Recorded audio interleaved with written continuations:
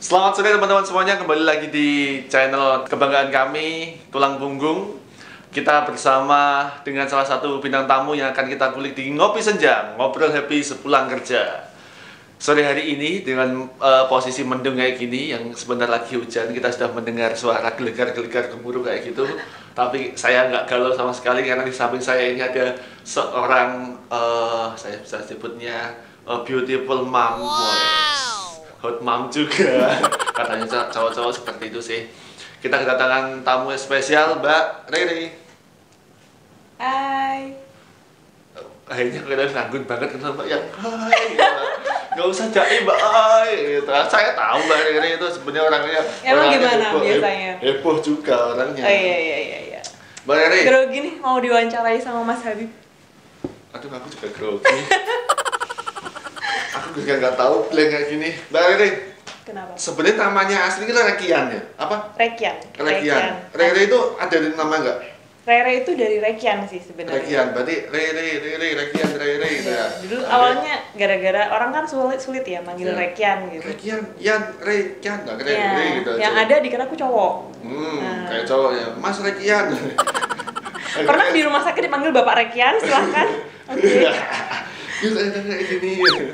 Terus akhirnya lebih enak dipanggil Rere. Gitu. Tapi ada panggilan gemesnya. Apa itu? Panggilannya ye gitu. Iya. Aku nggak tahu tuh kenapa itu baru panggilan Yaya itu setelah di sini sih. Ya, dan orang-orang gemes-gemes itu ya. Nggak tahu deh dari mana awalnya tuh aku juga lupa sih. Kalau formal misalkan di rumah sakit atau apa, pendaftaran apa gitu. Saudari Rekian. Gitu ya. Saudara biasanya. Terus habis itu atas nama Rere. Gitu. Kalau atas nama Yeye. Kalau Yeye kan nama gemes gitu ya. Iya. Mbak, kamu tahu kelahiran tahun berapa? Berani ngomong nggak? Kelihatannya berapa? Kamu tebak aja. Mungkin sama. Sama, aku masih muda, Mbak. Dia masih muda ya? Iya, kalau muda aku tuh 96. Wow. Percaya.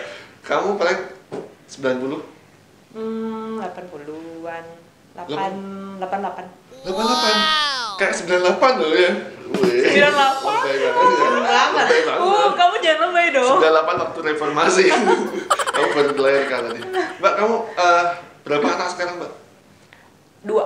2. OTW 3. Sementara 2 cukup. Tutup portal dulu ya. Tutup portal Dulu. Nanti kalau sudah besar baru buka portal lagi gitu ya. Iya, tapi kok kayaknya menurutku 2 anak tuh udah asik ya. Udah cukup lah menurutku. Nggak pengen nambah? Sekarang ini belum, cuman nggak tahu deh nanti. Suami nggak minta? Suami biasa aja. Prosesnya minta. Prosesnya mungkin dia pengen punya anak cowok sih mungkin. Tapi nggak tahu ya kan. Aku sama dia di sini kan cuma berdua. Maksudnya orang tua semuanya di Jogja. Nah kalau misalnya aku punya anak lagi kan otomatis kan dua-duanya kerja nih. Nah mungkin pertimbangannya itu sih. Takutnya nanti kasihan anaknya aja. Berarti sekarang anak 2 cewek semua. Yang besar umur 5 tahun. 5 tahun, yang kecil 4 tahun. 4 tahun. Mbak, gini Mbak, aku tuh ngobrol sama hot mom kita di lantai di PTN Semarang ini. Siapa tuh? Aku selalu nanyain gini, menjadi seorang ibu yang super sibuk kayak Mbak Rere ini, teman-teman yang lain, ibu yang lain super sibuk kayak gini, di kantor sibuk, di rumah juga masih sibuk ngurusi rumah, ngurusi anak. Gini Mbak, menjadikan ibu yang benar-benar sosok ibu bagi seorang kedua anak itu kan ini kan ketemu paling jam berapa? Jam 7 malam ketemu bentar, terus habis udah tidur ya, terus sudah tidur, besok pagi ketemu bentar banget, cuma pamitan aja gitu ya. Kayak gitu. Membuat apa ya, menciptakan quality time untuk anak ini seperti apa Mbak? Caranya Mbak Rere gimana? Ya mungkin kalau dulu sebelum ada pandemi kan mereka berdua itu di daycare. Ya. Nah, otomatis kan pagi sebelum berangkat kita bareng, kita anterin, pulang juga kita jemput. Nah, quality time itu dulunya di mobil. Oh, waktu berangkat itu. Iya, jadi justru ketika di jalan kita bisa ngobrol sama anak kayak gitu. Nah, sekarang karena ada pandemi, kan otomatis mereka di rumah nih. Terus kita juga quality time-nya paling pas pulang kerja bisa. Di rumah sama siapa, Mbak? Di rumah ada yang nungguin sih. Oh, ada yang jaga. Ya, Baik dulu itu di daycare, sekarang di rumah karena pandemi kayak gini. Iya, otomatis minta bantuan orang untuk nungguin anak-anak kan. Ya akhirnya bisanya ya cuman sebelum mereka tidur itu, pulang kerja sebelum mereka tidur, dan pagi hari itu udah yang kayak sambil keburu-buru gitu. Jadi mereka tuh kayak menantikan banget hari Sabtu Minggu kayak gitu. Berarti Mbak, kalau posisi kayak gini, pandemi kayak gini, sebenarnya ada keuntungan juga ya. Akhirnya anak benar-benar di rumah, yang dulu di daycare. Betul. Tapi gini Mbak, menjadi seorang ibu yang super sibuk, anak-anak protes gak Mbak? Aku merasa beruntung sih karena anak-anak tuh menurutku ya, aku nggak tahu apa yang ada di hatinya mereka, tapi sampai sekarang ini nggak pernah protes. Jadi kayak seolah-olah mereka tuh tahu bahwa memang kesehariannya mama papanya tuh kayak gini, pagi kerja, pulangnya malam. Menurut mereka mungkin emang dunianya seperti ini gitu. Tapi bisa memahami. Bisa memahami. Dan sama sekali nggak pernah yang kalau misalkan mamahnya kerja terus rewel nggak boleh kerja, itu dari bayi belum pernah kayak gitu. Caranya gimana Mbak? Ada loh Mbak yang kayak gitu. Ada sih. Aku aja yang cowok, anakku aja kalau berangkat kerja, itu agak minta digendong dulu. Minta digendong, wah sudah agak lama digendong, baru tak ikutin ibunya baru aku bisa berangkat. Gitu. Seorang cowok aja yang bapaknya kayak gitu, tapi kok Mbak Rere bisa, itu cara mendidiknya gimana waktu kecil? Iya, gimana ya, sebenarnya juga kalau lihat mereka kadang justru dengan sikap mereka yang kayak gitu tuh jadi kayak ngerasa haru. Ih beruntung banget ya anak-anakku tuh nggak rewel dan ditinggal-tinggal. Oke, bahkan ketika misalnya nih pernah kan kemarin waktu pandemik itu mereka hampir 2 bulan aku tinggal di Jogja. Oh, di Jogja? Di Jogja. Mbak Rere di sini sama suami? Iya, sama suami di sini karena supaya mengurangi komunikasi dengan aku sama suami kan, karena kita masih ketemu sama orang banyak. Karena bapak ibu di rumah kan sudah pensiun ya, jadinya nggak ketemu orang banyak. Anak-anak kita rasa lebih aman di sana lah ya. Akhirnya kita taruh di sana 2 bulan dan sama sekali nggak rewel. Cuman kalau di telepon kadang melo, nggak mau ngomong sama papahnya. Tapi ketika kita datang buat nengok dan kita berangkat lagi ke Semarang itu ya udah, iya aku bilang mama berangkat dulu ya kerja, nanti minggu depan mama kesini lagi. Padahal belum tentu sebenarnya minggu depannya ke situ lagi karena kan waktu itu susah ya untuk keluar kota kan. Kayak gitu, dan ya biasa aja.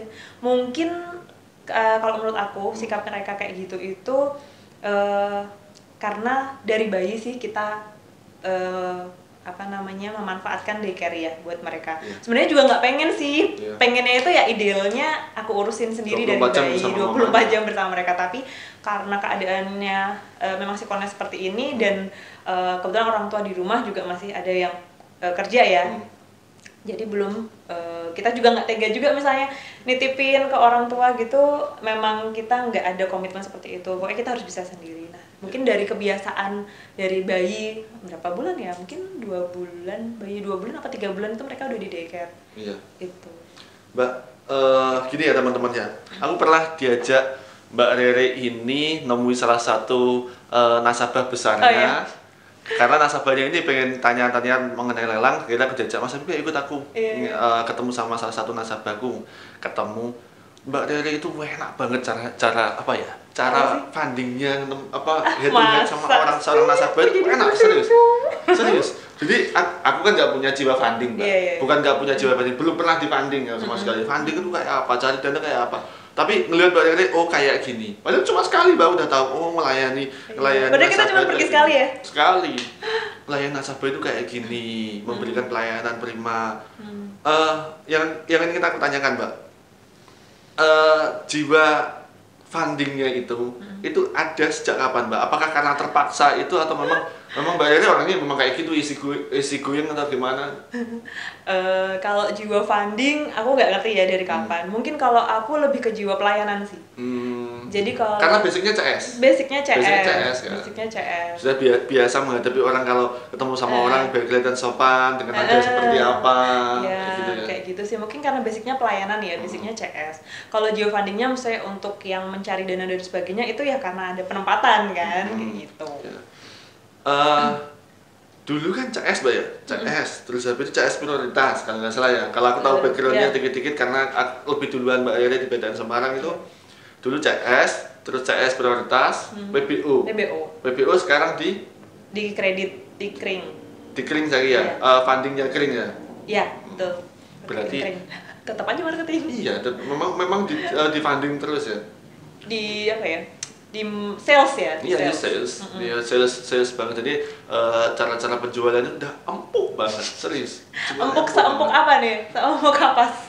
Ya pokoknya empuk banget lah, seempuk kasur di rumah. Seempuk kasur. Ditemani istri, gitu kan, empuk banget. Apa sih? Ditemani istri sih? Iyalah, aku masa ketemu orang lain. Iya, oke. Mbak, kan aku jadi blank. Kalau ini blank kan, saya mau tanya apa ya mau. Lalu toh ya. Daftarnya mungkin? Enggak gini, jangan. Mbak, punya bisnis lain nggak sih selama di BTN ini? Biasanya emak-emak rempong, selain hot mom dan emak-emak rempong itu ada aja, ya kan, sama teman-teman mak rempongnya lantai 2 lavanding itu ada aja. Tiba-tiba semuanya punya apa gitu ya? Dia tiba-tiba Instastory atau WA story itu tiba-tiba ayo sis diborong ininya, diborong itunya, ada aja. Kamu termasuk mama rempong itu? Kayaknya semua mama tuh suka jualan ya. Ada aja. Mbak Yeri juga punya bisnis? Kalau aku sih ada sih, tapi kecil-kecilan. Kecil-kecilan tapi omsetnya 10 juta ya, bukan kecil-kecilan, Mbak. Amin doa aja. Mbak jualan apa, Mbak? Aku sekarang ini jualan baju, jadi online shop untuk fashion online sama beauty spray. Online shop jualan baju sama beauty spray. Beauty spray yang terus gitu. Yes, betul. Itu apa sih, Mbak? Tak kira itu kalau ada gini, Mbak ya. Aku itu orang yang paling cuek terhadap penampilan. Artinya mungkin aku sama aja pakai sabun wajah itu pakai Lifebuoy, Mbak. Nggak pernah punya sabun wajah yang Pond's, Purine, nggak pernah. Pakai Lifebuoy mungkin wajahnya keras kayak gini. Nah, jadi kayak yang disemprot-semprot itu apa sih, Mbak? Sebenarnya itu apa? Jadi itu beauty spray aku, boleh sebut merek nggak sih? Ya apa-apa, silakan. Ya? Okay. Sebutkan nanti Instagramnya apa, teman-teman langsung di promo nggak apa-apa. Ya, jadi aku nih punya produk, sebenarnya bukan produk aku sih, cuman termasuk distributor gitu ya, dari Natura Beauty Spray. Jadi itu mengandung kolagen, air yang mengandung kolagen sama vitamin C, itu yang berfungsi untuk membuat wajah tuh menjadi lebih lembab, jadi lebih glowing, menjadi lebih sehat lah, intinya lebih sehat. Nah, kenapa bisa lebih sehat? Yaitu karena ada kandungan kolagen sama vitamin C-nya tadi itu. Mbak, kalau kayak wajah gue gini masih bisa tertolong. Tenang aja, itu bisa buat cowok sama cewek. Masih bisa tertolong cowok, ya? Cewek. Maksudnya kalau jadi yang putih banget gitu ya nggak bisa. Ya ayo jangan, Mbak, masa putih banget. Kalau cowok kayak jangan deh kalau putih. Itu sebenarnya nggak memutihkan, bukan beauty spray untuk memutihkan, tapi untuk untuk kesehatan kulit. Jadi misalnya nih katakanlah punya masalah jerawat atau mungkin kulitnya kering kayak gitu, itu bisa banget dengan satu botol kecil itu jerawatnya bisa hilang. Terus kulit yang kering itu jadi lembab gitu. Kirain dulu aku parfum dulu, Mbak. Cewek-cewek pakai gitu. Parfum raih. Mungkin mau nyoba bisa nanti. Oke, nanti coba, semoga wajahku bisa tertolong. Customerku di BTN ini tuh nggak hanya cewek loh, cowok-cowok juga banyak yang pesen. Oh, itu. Terus gini, Mbak. Kalau yang butiknya tadi, Instagramnya apa? Instagramnya Rooms Fashion Beauty. Room Fashion Beauty. ROOMs. Rooms Fashion Beauty. Ya, itu juga beauty spray-nya aku taruh di situ sih. Oh, baju apa, Mbak? Bajunya ya baju casual, cewek semua, casual, of course casual. Apa baju keluar rumah? Baju casual semua. Casual semua. Iya, kebanyakan ya buat baju jalan kayak gitu. Tapi juga kadang ada kayak kemeja-kemeja yang bisa dipakai buat ke kantor. Mungkin yang cewek-cewek yang pengen bajunya tuh yang nggak kemeja-kemeja yang biasa aja gitu misalnya, dan mungkin motif-motif atau apa kayak gitu. Oke, itu teman-teman jangan lupa belanja di online shopnya Mbak Rere. Yes, Rooms Fashion Beauty. Semoga harganya juga miring. Oh, jangan khawatir. Nanti, harganya luar biasa murah loh. Murah ya. Nanti coba kita lihat di atas batu iskak. Tapi dengan kualitas yang oke. Maksudnya harganya tuh worth it lah sama kualitas. Pasti kalau misalkan kadang ya ada testimoni nih dari customer gitu kan. Dengan harga segitu, oh ternyata barangnya bagus ya kayak gitu. Padahal di luaran mungkin lebih tinggi harganya kayak gitu. Kan? Ya, jiwa marketingnya kan, salesnya kan udah kelihatan kan.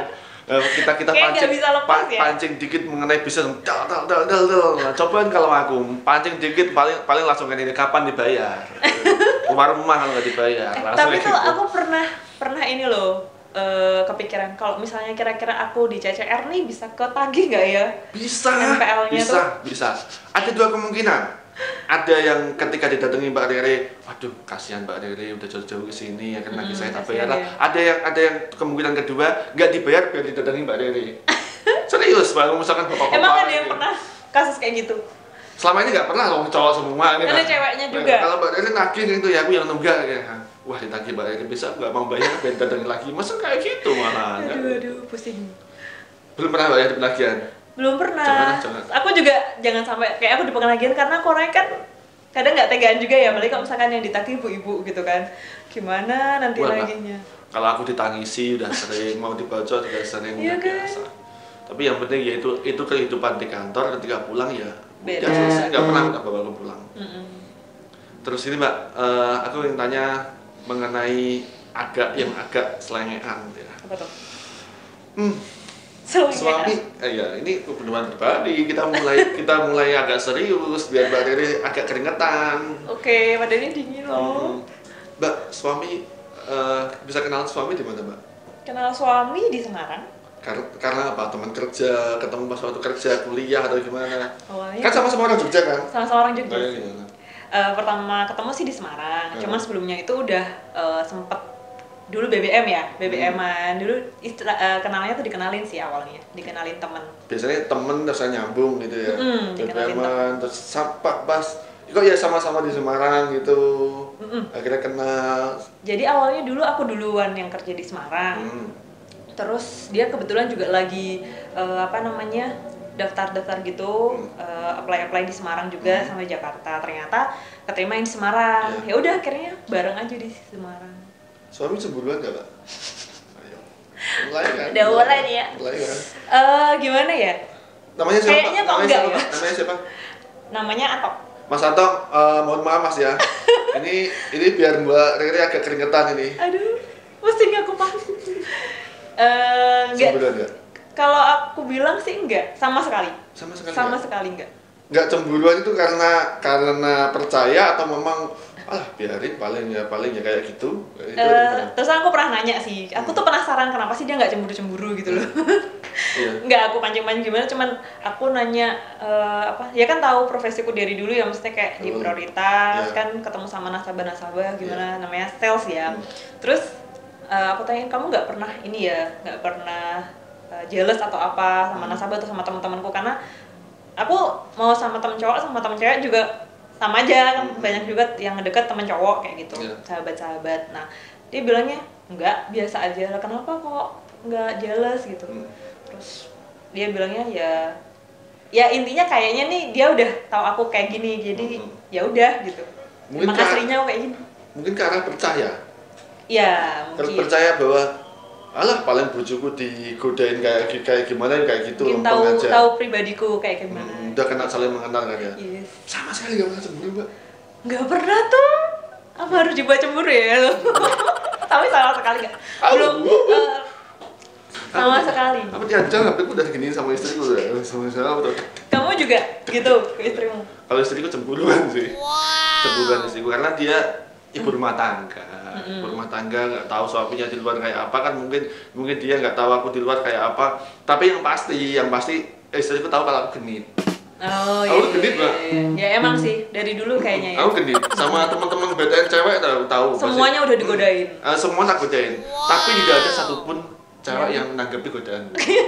Karena tahu, Bibi maunya selengean kayak gini. Gitu.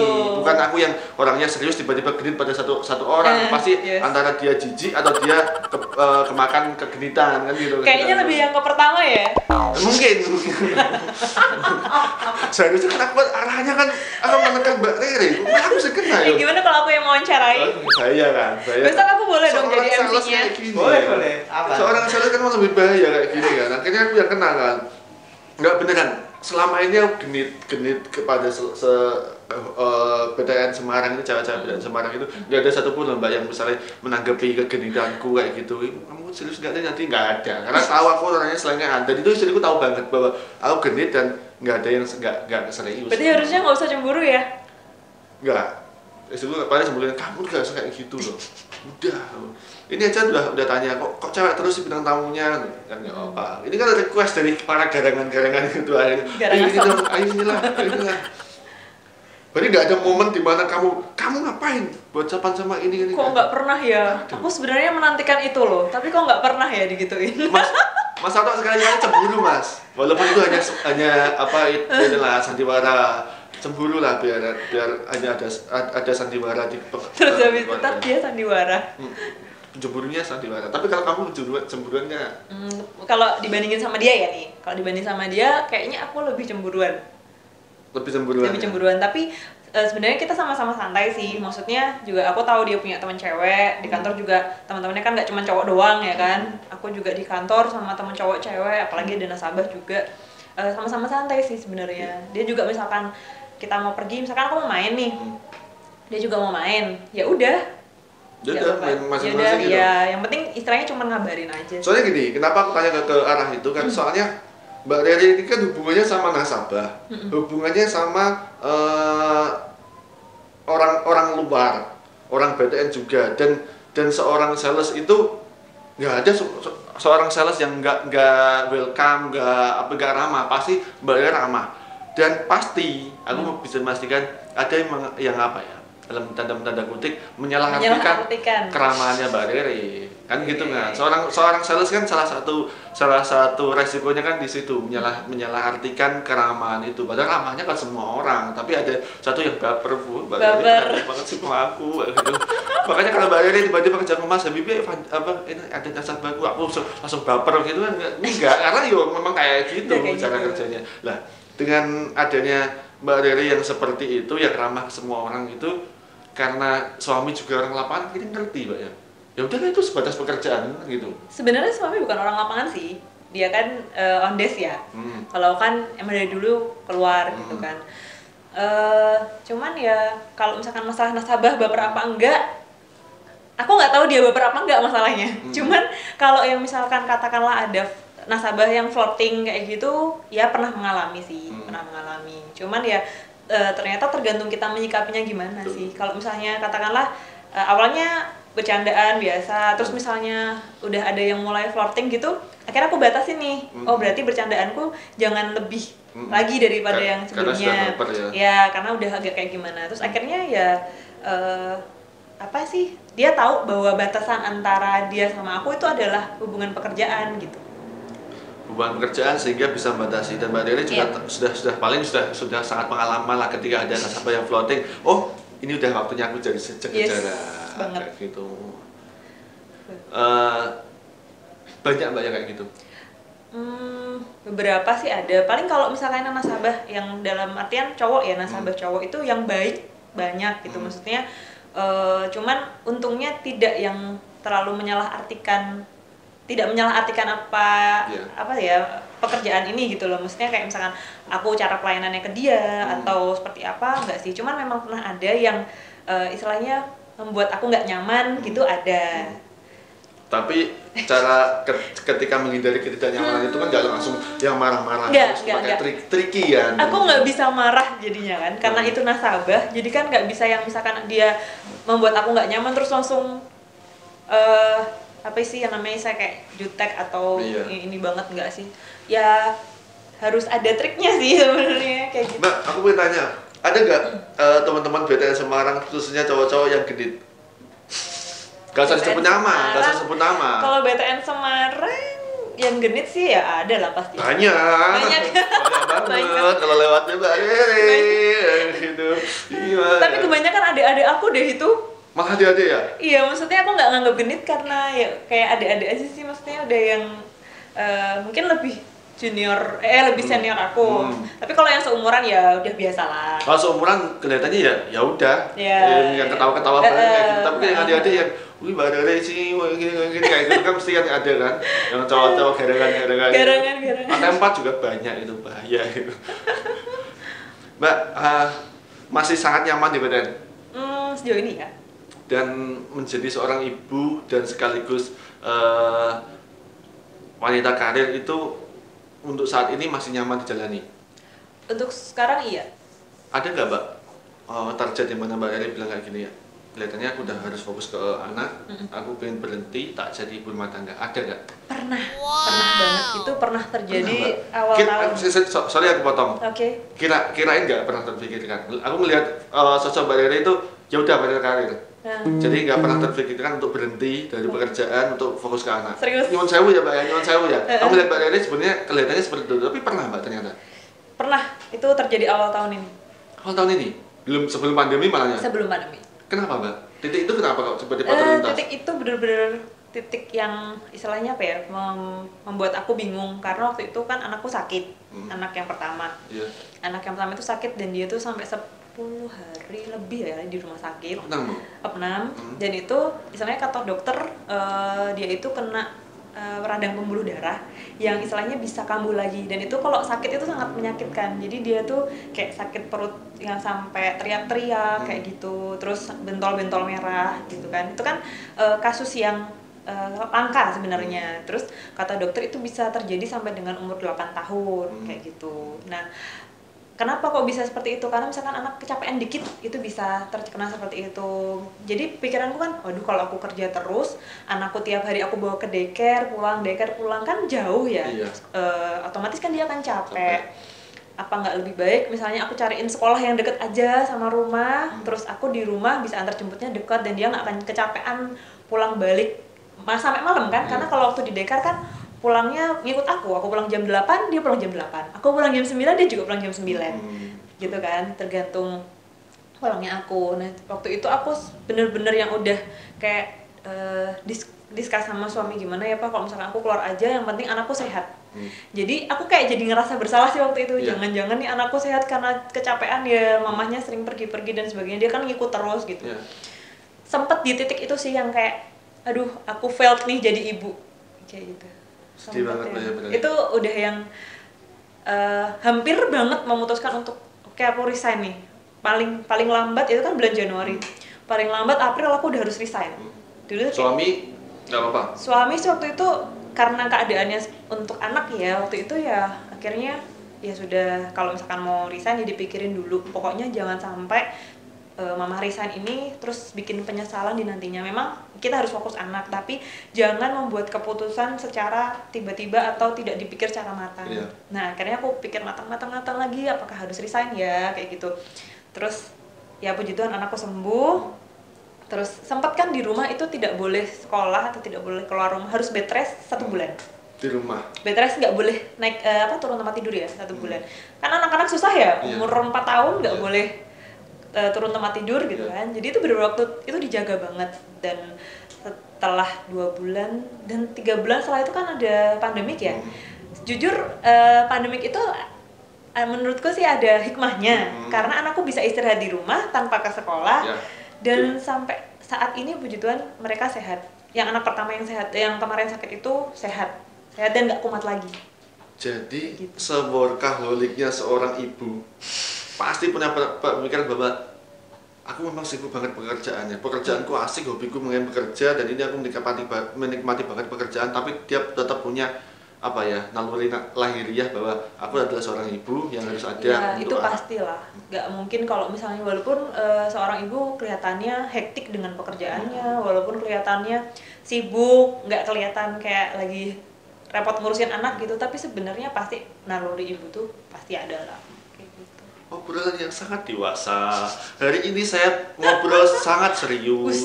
Belum tahu mau menekan apa ke Mbak Rere. Justru aku yang mau menekan. Nah iya, malah bahaya. Makanya kalau nggak segera aku akhiri, bahaya malahan ini. Mas bisa comeback kepada saya. Comeback. Mbak, tantangan apa yang belum kamu capai, Bang? Apa ya, pencapaian yang belum kamu capai? Titik yang belum kamu capai. Berat kan pertanyaanku? Aduh, ini kok berat ya? Berat. Apa ya? Apa ya, kok aku bingung ini ya, pencapaian belum aku capai. Misalkan kamu pengen kuliah lagi lah, kamu pengen mendapatkan, kalau di BTN pengen berprestasi sehingga mendapatkan satu jabatan tertentu. Aku pengennya punya butik yang beneran, yang apa namanya, ada gerainya, ada outletnya kayak gitu. Terus sebenarnya mimpiku itu punya salon yang ada butiknya. Wow. Mimpiku. Bagus sekali. Kalau Mbak Rere punya salon cocok banget. Kalau aku punya barbershop misalnya, nggak akan ada yang mau. Modelnya kayak gini, rambutnya suka acak-acakan kayak gini kan nggak banget. Kalau Mbak Rere karena penampilan kayak gitu punya salon ya cocok. Orang percaya, lu bajunya bagus, apa orangnya yang punya aja kayak gini akhirnya orang datang. Kalau aku nggak akan laku. Kalau bengkel mungkin laku ya. Ya, masa sih? Bengkel Vespa itu mesti laku aku, karena wajahnya wajah Vespa banget. Apa sih? Mbak, terima kasih sore hari ini Mbak Rere sudah menjadi tamu kita di Ngopi Senja, dan kita akhirnya tahu Mbak Rere orangnya seperti apa. Ternyata suaminya tidak cemburuan sama sekali. Mbak Rere ternyata punya usaha itu karena Ngopi Senja. Ngopi Senja sebenarnya Mbak ya, semangatnya Ngopi Senja itu biar kita sampai. Kopinya mana ya nih ya? Kering gitu ya. Kirain ada kopinya ya. Belum dapat sponsor gitu. Ini aja, kalau yang punya apa kafe-kafe tolong di endorse ya, biar kita ngopi senja tapi benar-benar ada kopinya gitu. Jadi gini Mbak, ngopi senja itu biar kita tahu masing-masing pegawai gitu. Karena kegelisahan teman-teman ketika lihat Mbak Rere itu, wah Mbak Rere selalu tampil cantik, dia kan selalu tampil cantik, selalu apa workaholic banget. Sebenarnya kehidupan keluarga ini kayak apa sih, anaknya kayak apa sih, suaminya kayak apa sih, itu yang pengen diketahui oleh teman-teman. Kalau si A ini kayak apa sih orangnya, itu yang pengen dijawab di Ngopi Senja. Itu. Terima kasih teman-teman. Tetap semangat dan tetap nikmati konten-konten dari Ngopi Senja. Terima kasih Mbak Rere. Thank you. Terima kasih. Sampai jumpa di episode Ngopi Senja selanjutnya. Jangan lupa untuk di like, subscribe, and comment. Dan jangan lupa komen siapa lagi yang harus kita undang di Ngopi Senja. Terima kasih, sampai jumpa. Dah.